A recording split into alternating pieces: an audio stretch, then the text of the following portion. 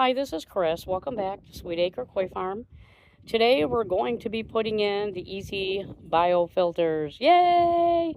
So we're going to go ahead and put everything together and then lay it down into the pond. That's the easiest way to do these.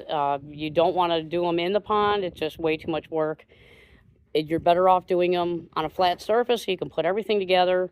And then with the help of a friend, if you're going to do two like I'm doing, you need to be able to have two people lower it down. You'll see what we're talking about when we get to that point.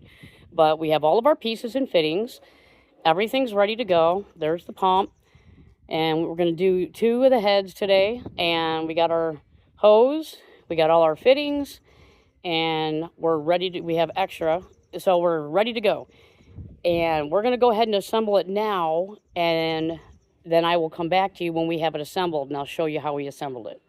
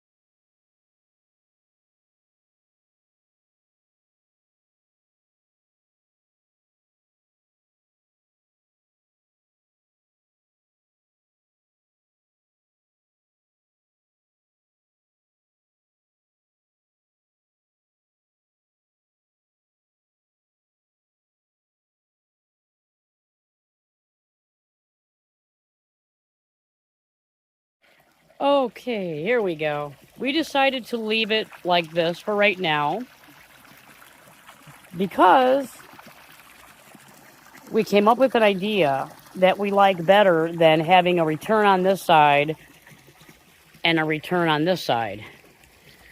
We want to purchase a bar that'll go underneath here, flow straight up, and then have a stream going out that way. And that'll agitate both sides of the water anyway. So, yeah, a little bit of modification just because we came up with an idea that we think is going to look cool. And so, yeah, that's what we're going to do. We're just going to leave her like that. It'll be fine. It's not going anywhere. And at least now we've got filtration over there. We've got the Awasa set up over there, filtering that pond. And we've got the easy bio filters in this pond. I didn't work on the bog yet. I had an unfortunate accident. We were picking up the Awasa filter, and it was on, here, I'll show you. Oh, I'm going to be limping. Oh, we had it set up for the quarantine tank, grow-on tank, whatever you want to call it. We had it set up for that. And that little bitty stool is what we used on the pond last year. And we also have a taller version that was over here last year. Well, because the tank is so high, which it's over there right now, we drained it, everything's out of it right now. But because it was so high, we used the taller one that's like that. And I don't know what it's made out of. Don't ask me for measurements. You know how I am with measurements. Horrible. Yeah, whatever they are. Well, anyway, the thing, when we went to go pick it up and move it, the pipe work... Here, let me get this out of the way. So I can show you what I'm talking about. Here, I should have had it done already, but I did not. Yeah, the pipe work kind of decided that it wanted to tip over onto my foot. There we go. Because it got caught up underneath here in the big one. And as we both picked up each end, because we kept the water in it, because I didn't want to lose all that beneficial bacteria that I'd grown in there, And yeah, so it tipped over and then it tipped onto my foot right in here. So even if I was wearing steel toe shoes, I still got it. And yeah, I think it broke the top of my foot. It hurts. But you know, thank goodness I'm one of them people who have a real high tolerance towards pain. So I'm just going to let it go. It's swelling up and everything, but the shoes I've got, they stretch. So it's all good. And then plus I have those indoor slippers that I could wear and it'll stay off of it. Oh, look at, there is the Ginrin Showa right there. Look at the Ginrin. I could see the sparkly. I hope you guys can. He's hanging around with the other Showa. But yeah, so I mean, it's all good. You know, stuff like that happens. It is what it is. But the Kiyot way down there, it's like hanging at the bottom. But now that we've got that filter going, I gotta quit pointing because it's blurring up my screen here. But now that we got that going, yeah, there goes the Kiyot right there.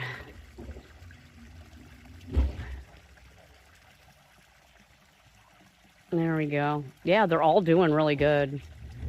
No complaints. I'm glad I got filtration in this pond. That makes me super happy. Yeah, but everybody, they're all swimming around. They're doing fantastic. I couldn't be happier with how everybody's doing. Nobody's showing signs of stress. Nobody's doing anything. And I actually fed them a little while ago and everybody ate. So that was good. But yeah. But, of course, the big koi are down at the bottom sulking because they've got something in their pond that they're not familiar with. So, yeah, you can't see the big koi. They were just up here before we put the biofilters in. They're such babies. Gosh, they sulk so bad over every little bitty change in life. I swear, it's so crazy. You know, I think I like little koi a lot better. Younger koi, they adapt to stuff a lot easier than big koi. The older they get, the more they pout. They're all the way over on the other side of the pond, like, oh my gosh, there's stuff in our pond. We can't handle it. It's terrible. Get it out. Oh, freaking babies. Ugh, they are such babies. Whatever. Anyway, well, at least they're coming up faster than what I thought. But yeah, these guys, yeah, they didn't bat an eye. They didn't care. Anything you put, anything you change, whatever. They don't freak out. They're like, huh, okay, let me go check it out. They, you know, I swear, younger Tosai, Nisai, yeah, I love their whole adaptability so much better than I do when you get the older koi. When they get older, they just, oh my goodness, crazy. They get mental. They get mental. They don't want nothing to change. They don't like change. But anyway, so yeah, so I mean, we got some good surface agitation, which I'm really happy about. That's what I was really wanting to have happen. This is what this pond needed in the worst way. So we've got awesome agitation going. And like I said, when we put this bar in, you'll see what we're going to do. If we wouldn't have changed our mind, we would have been done. But we changed our mind, and I think it would look better having a wider stream going out instead of just both on both sides, because then you won't see, you know, it agitates so much you're not going to be able to see the koi that good. But if the bar, I think it'll be long enough and wide enough of an area to let all that water out that it's going to be more of a smoother transition, but yet still agitate and move the water. So we decided to do it that way instead of this way. So yeah, we're just going to leave it like this for right now until we pick one that we want. We think we know which one we want. But yeah, so there you go. So that's going to be it for today for the Easy Biofilter pond install. And I hope you enjoyed. I hope you learned something. If you didn't, if you have any questions, throw them in the comments below. We'll be more than happy to answer them. And I do have extra footage of it in case somebody needs more explanation. I can accommodate you that way as well. All right, everybody. It's about ready to storm. We have storm clouds rolling in now because it's supposed to be raining soon. So we're going to go ahead and clean the rest of the stuff up out here and call it a day. Go in and eat. Everybody, thank you for watching. If you like the video, click like. If you're not already a subscriber, think about subscribing. Click that notification bell so you don't miss any upcoming videos. Thank you to every single one of you who have subscribed to our channel. We love you, appreciate you. Thank you, everybody, for watching. Everybody stay sweet.